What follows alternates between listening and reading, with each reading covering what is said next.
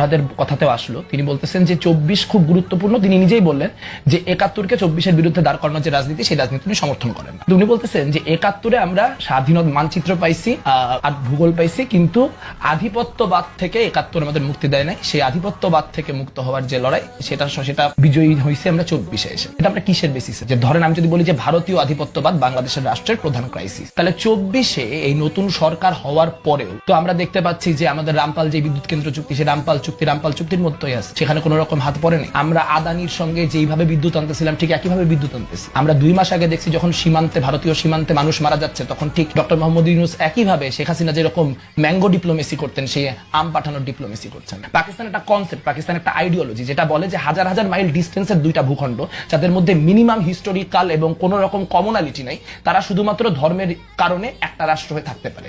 1947-এ আমার পলিটিক্যাল পূর্বসূরীরা 1947 সাল থেকে বলছে যে এটা একটা ডুমড প্রজেক্ট, এবং 47 থেকে 71 পর্যন্ত এই কারণে কমিউনিস্টরা খুন হয়েছে, গুম হয়েছে, মারা গেছে, জেলে পচে মরছে। কাজে 71-এ যখন বাংলাদেশ হয়েছে, সেটা আমার একটা পলিটিক্যাল ভিক্টরি, এবং সেটা জামাত ইসলামের একটা পলিটিক্যাল ডিফিট। নিজামী মানে গোলাম আজমদের পরাজয়ের উপরই বাংলা প্রতিষ্ঠিত হয়েছে, তাদের পলিটিক্যাল পরাজয়ের উপরই বাংলা প্রতিষ্ঠিত হয়েছে। কাজে আপনি যদি বলেন যে গোলাম আজমের বাংলায় শাহবাগীর ঠাঁই নেই, আমি অবশ্যই বলবো তুমিও জানো আমিও জানি গোলাম আজম পাকিস্তানি।